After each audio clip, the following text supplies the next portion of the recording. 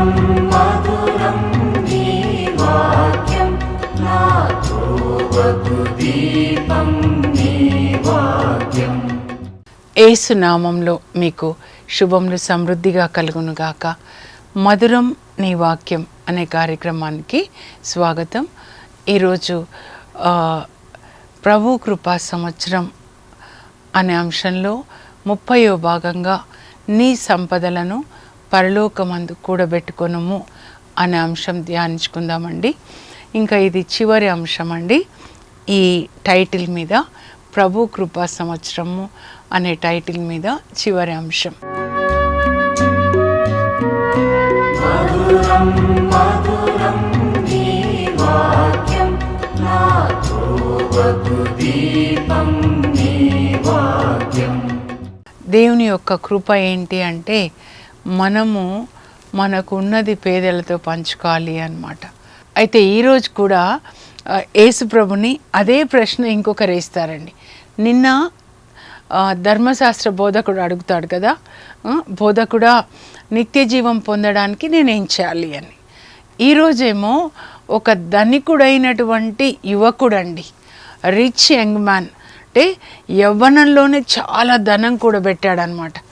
నేను ధ్యానించుకుంటూ ఉన్నాను. యవ్వనంలో అలెగ్జాండర్ ద గ్రేట్ 32 సంవత్సరాలకే తను ప్రపంచం అంతా జయిస్తాడంట. ప్రపంచం అంతా ఆయనదే అవుతే ఎంత ధనికులండి. ఒక దేశంలోనే ఈయన ధనికుడు, మన దేశంలో ఈయన ధనికుడు అని చెప్తారు. కానీ ఆయన అంతము 32 సంవత్సరాలకే అయిపోయిందండి. ఎందుకంటే మన అంతం ఎటులో ఉండునో మనకు తెలియదు, దేవునికి అన్నమాట కదా. ఇప్పుడు మనం ఇక్కడ వచ్చేద్దామండి. ఈరోజు మత్తయి సువార్త 19వ అధ్యాయంలో 16 నుంచి 30 వరకు అండి. యేసు ప్రభు దగ్గరికి ఒక ధనికుడైన యువకుడు వచ్చాడు, రిచ్ యంగ్ మ్యాన్ అన్నమాట. వచ్చి నిన్న ధర్మశాస్త్ర బోధకుడు అడిగిన ప్రశ్నే అడుగుతాడు. బోధకుడా, మంచి గురువు అంటాడు, సద్గురువా, మంచి గురువా, నిత్య జీవం పొందడానికి నేనేం చేయాలి? అప్పుడు యేసు ప్రభు అంటారు, దేవుడు ఒక్కడే మంచి గురువు, యేసు ప్రభువే అన్నమాట. ఆయనే కదా ద బెస్ట్ టీచర్, లేదా హోలీ స్పిరిట్ గాడ్, లేకపోతే తండ్రి, కుమార, పరిశుద్ధ. మంచి బోధన చేసేది దేవుడు ఒక్కడే. ఎందుకు ఆ మాట అన్నారంటే ఇందులో మాత్రమే ధర్మశాస్త్రం బోధించబడింది, నీతి మార్గం బోధించబడింది. దేవుడు ఒక్కడే మంచి టీచర్ అన్నమాట. కనుకనే ఇది మనం చదవాలన్నమాట, చదివి పాటించాలి. మీరు బైబిల్ గ్రంథం వినేటప్పుడు ఎలా వినాలంటే, నా కొరకే యేసు ప్రభు చెప్పారు, నాకు యేసు ప్రభుకి మధ్యలో అన్నమాట. ఇది నాకు అని మీరు తీసుకోనండి. ఎందుకంటే తీర్పు జరిగేటప్పుడు ఒక్కొక్కరికి తీర్పు జరుగుతుందండి. యేసు ప్రభు మేఘాల్లో వచ్చినప్పుడు మత్తయి 24 మీరు చదివితే 37 నుంచి, ఇద్దరు మంచం మీద ఉంటే ఒకరు కొనిపోబడతారు, మేఘాల్లోకి ఎత్తబడతారు సంఘం అన్నమాట, ఇంకొకరు విడిచిపెట్టబడతారు. అంటే భార్య కొనిపోబడితే భర్త ఉండిపోతాడేమో, లేదా the other way, vice versa, the other way అన్నమాట. ఎవరైనా అంటే తీర్పు అలా ఎవరిది వాళ్ళకే జరుగుతుందండి. కనుక అందరం కలిసి అలా వెళ్తాము, ఇలా వచ్చేస్తాము కాకుండా నాతో యేసు ప్రభు మాట్లాడుతున్నారు. కనుక ఇప్పుడు నా రెస్పాన్స్ ఏంటి అలా వినాలండి. ఇప్పుడు మీరే అడుగుతున్నారు అనమాట. ఆ రిచ్ యంగ్ మ్యాన్ ఎవరంటే మీరన్నమాట. నిత్య జీవం పొందాలంటే నేనేం చేయాలి అని అడుగుతున్నాడు. అంటే పరలోకం వెళ్ళాలంటే నేనేం చేయాలి? అప్పుడు ప్రభు ఏమంటాడంటే, నీవు దేవుని ఆజ్ఞలు, 10 ఆజ్ఞలు ఉన్నాయి కదా పాత నిబంధనలో, ఆ 10 ఆజ్ఞలు పాటించయ్యా నువ్వు పరలోకానికి వస్తావు. యేసు ప్రభువే చెప్తున్నారు. కనుక పాత నిబంధన లేదు అని ఎవరు బోధించకూడదండి. నువ్వు పరలోకానికి వెళ్ళాలంటే నువ్వు 10 ఆజ్ఞలు పాటించాలి. అది బాలశిక్ష అన్నమాట. స్కూల్లో చేరినప్పుడు ముందు బాలశిక్ష అయిపోవాలి కదండి, నెక్స్ట్ లెవెల్లోకి వెళ్ళాలంటే. సో ఈ 10 ఆజ్ఞల తర్వాత ఇంకా చాలా కూడా బోధించారు. పాత నిబంధనలో కూడా మొత్తం 613 ఆజ్ఞలు ఉంటాయన్నమాట. కానీ ఇది బాలశిక్ష. ఎప్పటి వరకు? యేసు ప్రభు వచ్చేసి అప్పుడు ఆయన ఇంకా PhD లెవెల్లో బోధిస్తారనమాట. అవి అష్టభాగ్యాలతో మొదలవుతాయి. మత్తయి సువార్త 5వ అధ్యాయం నుంచి అన్నమాట.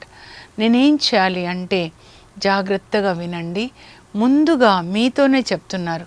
ముందు నీవు పరలోకానికి వెళ్ళాలి అనుకుంటే నీవు 10 ఆజ్ఞలు పాటించాలి, ఇంకో మార్గం లేదు.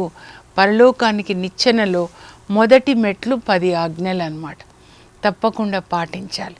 అయితే ఆ 10 ఆజ్ఞల్లో యేసు ప్రభు ఏం చెప్తారంటే ఇదిగో 4వ ఆజ్ఞ నుంచి చెప్తారండి. ఎందుకంటే మొదటి 3 ఆజ్ఞలు మనకి దేవునికి ఉన్న సంబంధం అన్నమాట. ఏంటి అంటే మొదటిది, మీకు నేను తప్ప మరొక దేవుడు లేడు. రెండవది, యావే నామంను మీరు దుర్వినియోగపరపరాదు. మూడవది, మీరు విశ్రాంతి దినాన్ని పరిశుద్ధం చేయాలి, ఎందుకంటే అది దేవునికి ప్రతిష్ఠిత దినం అన్నమాట. ఇవి 3 ఒక రాతి పలక మీద రాస్తారు దేవుడు. ఇంకొక రాతి పలక మీద 7 రాస్తారు. ఈ 3 మనకి దేవునికి ఉన్న సంబంధం. ఆయనకి ప్రథమ స్థానం ఇవ్వాలన్నమాట. ఆ తర్వాత యావే నామంను దుర్వినియోగపరపరాదు. ఆయనకి మన వల్ల చెడు పేరు రాకూడదండి. మనం ఆయనని మహిమపరచాలన్నమాట. అలాగే విశ్రాంతి దినం ఆయన సన్నిధిలో ఆయన వాక్యం వింటూ ఆ వారమంతా ఆ వాక్యం ప్రకారం మనం జీవించాలి. ఇంకా ఇప్పుడు అవి చెప్పరు, ఈ 3 చెప్పరు ప్రభు, కానీ మిగతా 7 చెప్తారనమాట. మిగతా 7లో 4వ ఆజ్ఞ ఏంటంటే నీ తల్లిదండ్రుల్ని గౌరవించు, నీకు క్షేమం కలుగుతుంది. ఎఫ్ఎస్సి 5-6 అధ్యాయాలు చదువుకున్నామండి. 4 కూడా 4 నుంచి అన్నమాట. 6లో మరి పిల్లలకి రాస్తున్నాడు పౌలు అన్నమాట. బిడ్డలారా మీ తల్లిదండ్రుల్ని గౌరవించండి, అప్పుడు మీకు క్షేమం కలుగుతుంది. వేరే మార్గం లేదు. ప్రార్థన పాటలు కంటే ఎక్కువ ముందు మీ తల్లిదండ్రుల్ని గౌరవించండి, మీకు క్షేమం అని చెప్తారనమాట. ఇది ఇప్పుడు ఈ యువకుడికి కూడా, ధనికుడైన యువకుడు అనమాట, మరి తల్లిదండ్రుల్ని గౌరవించాలి కదా, తల్లిదండ్రుల్ని గౌరవించు అని చెప్తారనమాట. 4వది. ఆ తర్వాత 5వది ఏంటంటే నరహత్య చేయరాదు. ఆ తర్వాత 6వది వ్యభిచరింపరాదు. ఆ తర్వాత 7వది దొంగిలింపరాదు. 8వది కూట సాక్ష్యము పలుకరాదు అని చెప్తారనమాట. అప్పుడు ఆ ధనికుడైన యువకుడు ఏమంటాడంటే, ప్రభా ఇవన్నీ కూడా బాల్యం నుంచి, చిన్నప్పటి నుంచి నేను పాటిస్తున్నా, మా అమ్మ నాన్న నాకు నేర్పించారు, ఇంకా ఏదైనా కొరత ఉందా అని ఆయన ఎందుకు అడుగుతున్నాడు? మరి 10 ఆజ్ఞలు పాటిస్తున్నాడు, కానీ మళ్ళా వచ్చి నేను పరలోకం వెళ్ళాలంటే ఏం చేయాలి అని ఎందుకు అడుగుతున్నాడు?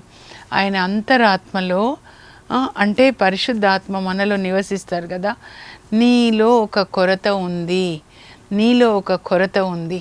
అందువల్ల పరలోకం నుంచి వచ్చిన యేసు ప్రభునే అడుగుతున్నాడు, పరలోకానికి వెళ్ళాలంటే ఏం చేయాలి అని. అప్పుడు ప్రభు అన్నారు, నీలో ఇంకొక కొరత ఉందయ్యా అని చెప్పాడు. అంటే ఇలా చూస్తాడు, ఏం చెప్తారా ప్రభు అని చెప్పి, ఇదిగో నీ ఆస్తి అంతా అమ్మేసి పేదలకి దానం చేయి, అప్పుడు నీకు పరలోకంలో ధనం చేకూరుతుంది. ఇక్కడ పేదలకు ఇచ్చినప్పుడు, ఈ పేదలకు ఇచ్చినది పరలోకంలో నీ బ్యాంక్ అకౌంట్లో అది వేయబడుతుంది అన్నమాట, నీ అకౌంట్లోకి వెళ్ళిపోతుంది. మనం ఇక్కడి నుంచి అమెరికా వెళ్ళాలంటే మన రూపాయల్ని మన డాలర్స్గా మార్చుకుంటాం కదా, అలాగే పరలోకానికి వెళ్ళాలంటే మీ ఆస్తి ఎవరికి ఇవ్వాలా? పేదలకి ఇవ్వాలి అన్నమాట. ఇక్కడ ఆస్తి అంతా అంటున్నాడు, ఎందుకంటే ఆయన హృదయం నిండా ధనమే ఉందన్నమాట. ధనాన్ని ఆరాధిస్తున్నాడు అన్నమాట. ఆజ్ఞలు పాటిస్తున్నాడు, అబద్ధాలు చెప్పట్లా, దొంగతనాలు చేయట్లేదు, హత్యలు చేయట్లేదు, వ్యభిచరించట్లేదు, తల్లిదండ్రులు గౌరవిస్తున్నాడు. కానీ ఆయన హృదయంలో ఎవరు లేరంటే ఆయన హృదయంలో ధనమే ఉంది, దేవుడు లేడు. ధనము దేవుడు ఇద్దరు ఒకే హృదయంలో ఉండలేరు. నీ ఆస్తి అమ్మి పేదలకు ఇచ్చేసేయి, అప్పుడు నీకు పరలోకంలో ధనం చేకూరుతుంది. మీరు ఇది చాలా జాగ్రత్తగా వినాలి. మీరు పరలోకంలో ధనం కూడా పెట్టుకోనండి, అప్పుడు వచ్చి నన్ను అనుసరించు అని చెప్తే ఆ యువకుడు చాలా ధనం కలిగిన వాడగుట చేత ఆ మాట విని బాధతో వెళ్ళిపోయాడంట. యేసు ప్రభు దగ్గర వచ్చి రక్షణ పొందకుండా వెళ్ళిన ఒకే ఒక వ్యక్తి అండి. ప్రభు దగ్గరకు వచ్చిన వాళ్ళందరూ రక్షణ పొందుతారు, మారు మనసు పొందుతారు, కానీ ఈయన అట్లా వెళ్ళిపోతాడనమాట, బాధతో వెళ్ళిపోతాడు. ఎందుకంటే చాలా బాధ. డబ్బుని ప్రేమిస్తున్నాడు. డబ్బు ఒకరికి పేదలకి ఇవ్వాలంటే ఆయన హృదయం ఒప్పుకోవట్లేదన్నమాట. అట్లా వెళ్ళిపోతున్నప్పుడు అప్పుడు యేసుప్రభు ఆయనను చూసి తన శిష్యులతో చెప్తారనమాట. తనతో ఉంటారు కదా, ధనికుడు పరలోకంలో ప్రవేశించుట ఎంత కష్టం. మీ గురించి చెప్తున్నారా అండి అది? ఇంకా ఏమంటారంటే, ధనవంతుడు పరలోకంలో ప్రవేశించుట కంటే ఒంటె సూది బెజ్జంలో ప్రవేశించుట చాలా సులభం. అది ఎట్లా ఒకసారి మీరు ఊహించుకోండి.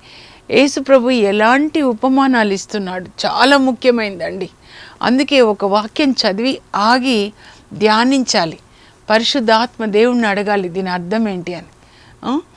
ధనికుడు పరలోకంలో ప్రవేశించుట కంటే దేవుని రాజ్యంలో ఒంటె సూది బెజ్జం ఎంత ఉంటుందండి? చిన్నగా ఉంటుంది. ఆ దారం వెంటనే వెళ్ళదు. ఇలా ఇలా చాలాసేపు, అంటే స్ట్రైట్గా ఉంటేనే లోపలికి వెళ్తుంది అన్నమాట. మరి అంత స్ట్రైట్గా ఒక దారంలాగా మనం కావాలన్నమాట. మన ఒంటె అంటే వంకర టింకర నాలుక, వంకర టింకర కళ్ళు, వంకర టింకర కోరికలు, వంకర టింకర శరీరము పరలోకానికి వెళ్ళదు. అలా ఒంటెలాగా అన్నమాట. ఇలా ఉండి అన్నీ వెళ్ళిపోవాలి. అబద్ధాలు వెళ్ళిపోవాలి, వంకర చూపులు వెళ్ళిపోవాలి, మోసాలు వెళ్ళిపోవాలి, అన్నీ కూడా వెళ్ళిపోవాలన్నమాట. చెడు మాటలు వెళ్ళిపోవాలి. ఇవన్నీ ఉపవాసం అంటారు కదా, వీటికే అన్నమాట. అవినీతి, చీకటి పనులు, ద్వేషము, కోపము, విందులు, వినోదాలు వెళ్ళిపోయి ఒంటెలాగా మన హృదయం ఉందేమో, మన శరీరం కూడా వంకర టింకరగా ఒంటెలాగా ఉంటే ఎట్లా అయిపోవాలంటే హృదయం కూడా దారంలాగా అయిపోవాలన్నమాట. ఎందుకంటే పరలోక ద్వారము అంత ఇరుకైనదండి. అక్కడికి వెళ్ళాలంటే చాలా ఇరుకు అన్నమాట. యేసు ప్రభు చెప్తారు చూడండి, మత్తయి సువార్త మీరు బాగా చదివి ధ్యానించాలి. ఎస్పెషల్లీ 5, 6, 7 అధ్యాయాలు మీరు ఒక్కరుగా కూర్చొని బైబిల్ చదువుకొని, మీకు నమ్మకం ఉందా తప్పకుండా నేను పరలోకానికి వెళ్తాను అంటే, పరలోకానికి వెళ్ళడానికి ఒకే ఒక మార్గం యేసు ప్రభు. ఆయన ఏమి బోధించాడో, ఎలా జీవించాడో ఆయనలాగే మనం జీవించాలి. ఆయన బోధించింది, నేనే మార్గం, నేనే సత్యం, జీవం, నా ద్వారా తప్ప ఎవరు పరలోకానికి రారు. ఆయన జీవించిన జీవితం, ఆయన బోధించిన జీవితం. ఆయన 100 మెట్లు ఎక్కితే మనం 35 మెట్లన్నా ఎక్కాలి. ఈయన 34 మెట్లు ఎక్కాడనమాట ఈ ధనికుడు. ఇంకొక మెట్టన్న ఎక్కాలి పాస్ కావాలంటే కదా. ఆ 35ది ఏంటంటే పేదలకి దాన ధర్మాలు చేయాలి. నీలాగా నీ పొరుగు వాళ్ళని ప్రేమించు, అది కూడా చెప్తారు యేసు ప్రభు. కానీ ఆయన దానికి ఇష్టపడట్లేదండి. ఆ ధనవంతుడు లాజర్లో, ఆ ధనవంతుడు ఉన్నాడు కదా, అదే నేచర్ అన్నమాట. నేను తింటా, ఎందుకంటే నేను సంపాదించుకున్నా, నా కష్టార్జితం ఇది. దేవుడేనండి మనల్ని ధనికులను చేసేది. ద్వితీయోపదేశకాండం 8:18 ఉంటుంది కదా, మిమ్మల్ని సంపన్నులని చేసింది దేవుడు అని మీరు మర్చిపోవద్దు. మోషే చెప్తుంటాడు, మీరు అక్కడ వెళ్ళిన తర్వాత కానా దేశం, పాలు తేనెల దేశం, మీరు కట్టని ఇళ్లలో మీరు ఉంటారు, మీరు నాటని ద్రాక్ష తోటలు మస్తుగా భుజిస్తారు. అప్పుడు దేవుడెవరు? నేనే, నా కష్టార్జితం. కానీ దేవుని పట్ల భయభక్తులు కలిగి మనం ఉండాలండి. సూది బెజ్జంలాగా ఉంటుంది కదా, యేసు ప్రభు చెప్పారని చెప్తున్నాను కదా. మత్తయి సువార్త 7:13 అండి. యేసు ప్రభు ఏం చెప్తారంటే, ఇరుకు మార్గంలో ప్రవేశించండి. పరలోక మార్గం చాలా ఇరుకండి. యేసు ప్రభు వెనకాల ఒక్కొక్కరే 12 మంది అపోస్తులు, ఒకరి వెనకాల ఒకరు, అంత ఇరుకు అన్నమాట. ఇరుకు మార్గంలో ప్రవేశించండి. సిలువ మార్గం అది మిమ్మల్ని జీవానికి చేరుస్తుంది. ఇంకొకటి విశాల మార్గం నరకానికి చేరుస్తుంది. విశాల మార్గంలో తినొచ్చు, త్రాగొచ్చు, ఏదైనా చేయొచ్చండి. అన్ని కంఫర్టబుల్గా శరీరానికి. లాస్ ఏంజల్స్లో చూడండి, వాళ్ళు ఆ ఫంక్షన్ అంత సుఖం, శరీరాన్ని సుఖం పెట్టి దేవుని మాటకి విలువ లేకుండా వాళ్ళు ఏమంటారంటే God down we love sex before marriage, we love homosexuality, we don't want God అని అనమాట. వాళ్ళకి ఇష్టం లేదు ఇది, ఎందుకంటే వాళ్ళు జీవించే జీవితం వాక్యం ప్రకారం లేదన్నమాట. We love abortions, we love sex before marriage. అదే అండి మనుషులు మాట్లాడవలసింది. ఉపదేశకుడు ప్రసంగిలో సొలొమోన్ రాజు రాస్తాడండి, నరుని ప్రధాన ధర్మం ఇదియే. ఒకటి ప్రధాన ధర్మం, ముఖ్యమైనది అన్నమాట. మీరు దేవునికి భయపడి ఆయన ఆజ్ఞలు పాటించండి. దేవునికి భయపడడం అంటే వణకడం కాదండి. కొంతమంది త్రాగుబోతు భర్తని చూస్తే భార్యలు వణుకుతారు. దేవుడు అలా కాదండి, ఆయనని గౌరవించాలి. నాకు రూపాన్నిచ్చిన దేవుడు, తల్లి గర్భంలో రూపాన్నిచ్చాడు, నా ఆత్మని తన పోలికగా సృజించాడు, తన శ్వాసని నాలోనికి ఊదాడు, నన్ను కంటి పాపలాగా కాపాడి నా కొరకు ప్రాణత్యాగం చేసిన నా దేవుణ్ణి నేను గౌరవిస్తాను. ఎలాగంటే ఆయన చెప్పిన ఆజ్ఞను నేను పాటిస్తాను. అదే చెప్తాడు, మీరు దేవుణ్ణి గౌరవించి ఆయన ఆజ్ఞలు పాటించండి. నరుని ప్రధాన ధర్మం ఇది. నరుని యొక్క పనులు మంచివి కావచ్చు, చెడ్డవి కావచ్చు, రహస్యమైనవి కావచ్చు, కానీ వానికన్నిటికీ కూడా తీర్పు దినాన భగవంతుడు తీర్పు తీరుస్తాడు. నేను, నీవు, మీరు ఎవరు తప్పించుకోలే. నా జడ్జిమెంట్ అప్పుడు నేను ఒక్కదాన్ని ఆయన ఎదుట ఉంటాను. అప్పుడు నా రహస్య పాపాలన్నీ కూడా ఆయన తీర్పు తీరుస్తాడనమాట. ఈ తీర్పు దినం కొరకే మనం కాచుకొని ఉండాలి. తీర్పు దినాన మీరు గెలిచేవాళ్ళుగా ఉండాలండి.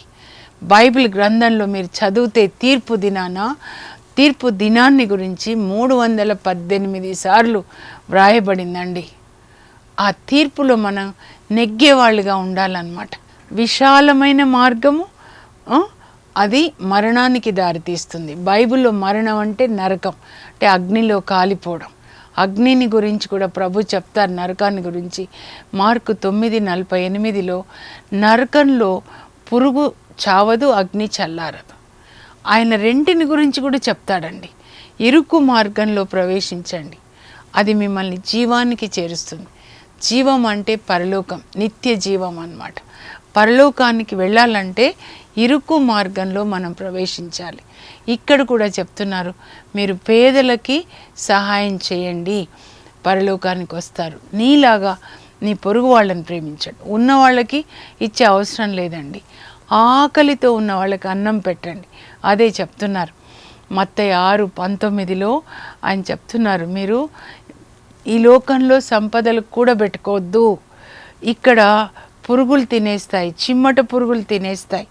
లాస్ ఏంజల్స్లో ఏం జరిగింది చూడండి, తినేస్తాయి. కనుక మీ సంపద పరలోకంలో కూడా పెట్టుకోనండి, అప్పుడు దానితో మీకు పరలోకంలో ఇల్లు కట్టి ప్రభు వచ్చి మనల్ని తీసుకెళ్తారనమాట. అదే ఇక్కడ చెప్తున్నారు. కనుక మన ధనాన్ని పరలోకంలో మనం కూడబెట్టుకోవాలండి. ఇరుకు మార్గంలో ప్రవేశించండి అని చెప్తున్నారు. అంటే దేవుడు చెప్పిన నీతి మార్గం అన్నమాట. అయితే ధనికులందరూ ఇలా లేరండి. యోబు అంటాడు, యోబు 31:17 పేదవాళ్ళకి పెట్టకుండా ఒక్కరోజు కూడా నేను తినలేదు. మీరు పునీతుల బుక్స్ చదవండి. నేను కూడా ఈరోజు ఇట్లా ఉన్నానంటే వాళ్ళ జీవితాలే. పునీత హంగేరి ఎలిజబెత్ అమ్మ జీవితం నన్ను చాలా మార్చిందండి. ప్రతిరోజు ఆ మహారాణి తన అంతఃపురం ముందు 900 మందికి అన్నం పెట్టేదంట. అంటే ఒక అనాథాశ్రయాన్ని కట్టిస్తారు వాళ్ళ భర్తని అడిగి అనమాట. ఇంకా ఒక కుష్ఠాసుపత్రిని కూడా కట్టిస్తారనమాట. కుష్ఠరోగుల కొరకు వాళ్ళకి సేవ చేస్తూ ఉండేదంట.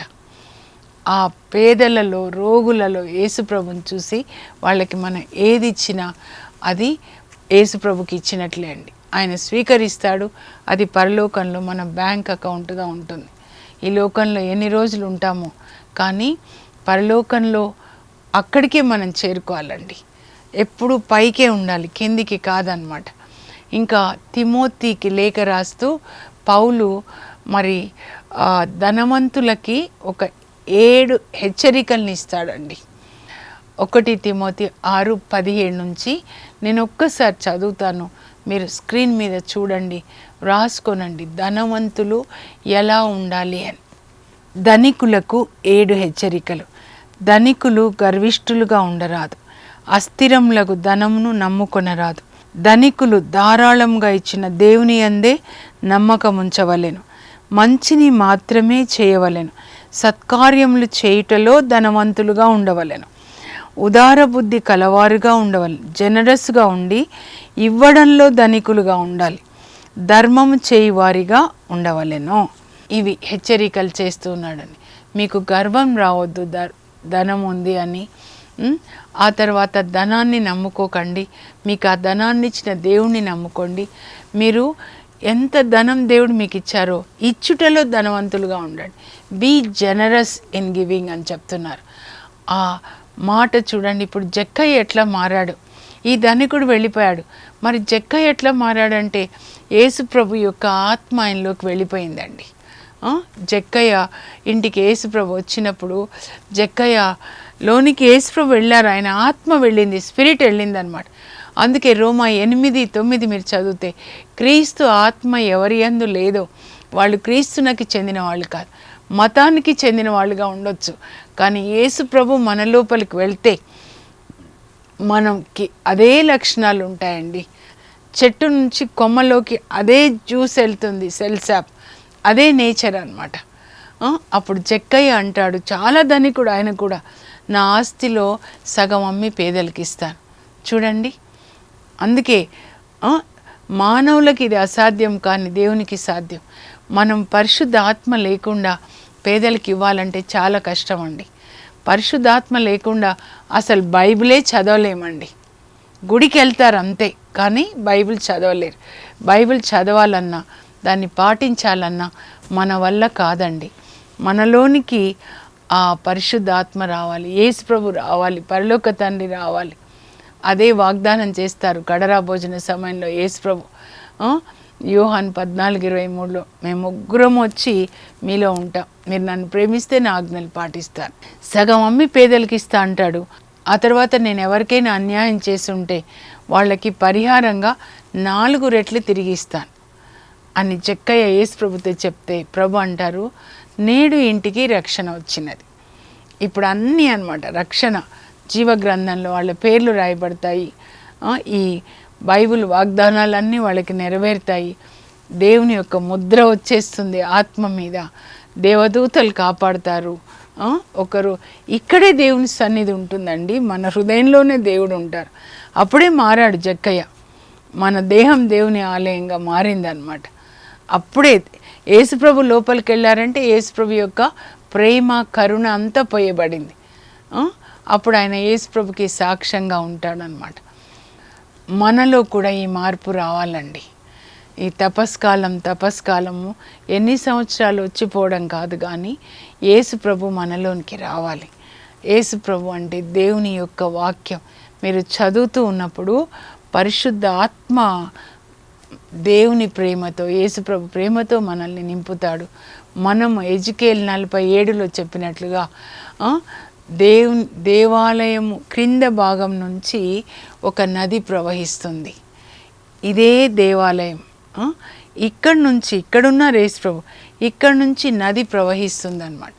ఆ నది ప్రేమ నది అండి. ఆ నది ఎక్కడెక్కడ ప్రవహిస్తే అక్కడ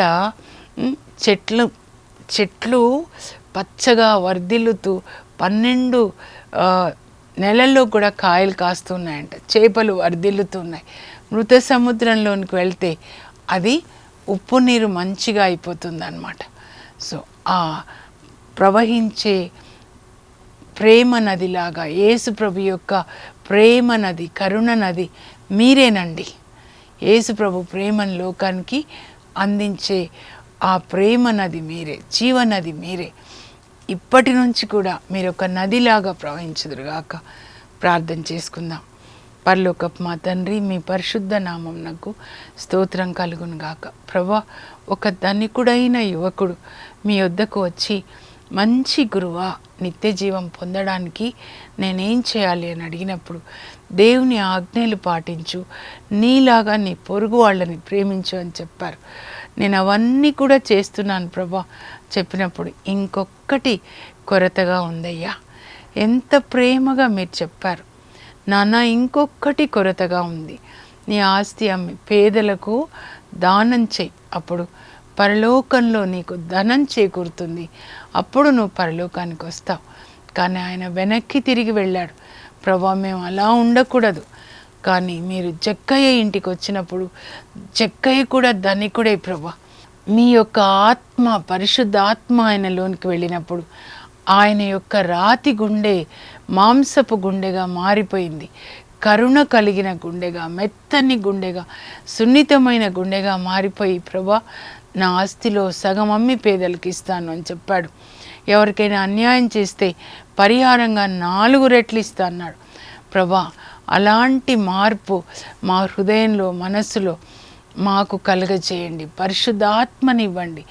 జక్కయ్యలాగా ప్రభా మేము పేదలకు ఇచ్చేటట్లుగా కరుణ కలిగిన హృదయాన్ని మాకు దయచేయండి. పరలోకంలో మాకు ధనం ఉండాలి, ఇల్లు ఉండాలి. మీరు వచ్చినప్పుడు రెండవ రాకడలో ఆ ఎత్తబడే గుంపులో మేము ఉండాలి ప్రభా. ఈ బిడ్డలందరూ ఉండాలి. యేసు నామంలో అడుగుచున్నాం తండ్రి, ఆమేన్. యేసు ప్రభు రెండో రాకడలో మేఘాల్లోకి వచ్చినప్పుడు ఎత్తబడే గుంపులో మనందరము ఉండాలి, నిత్యము పరలోకంలో ఆయనతో ఉండాలి. ఆ కృప దేవుడు మీకు దయచేదురుగాక. మీ హృదయాన్ని పేదల పట్ల కరుణతో నింపుదురుగాక. God bless you. Have a blessed day.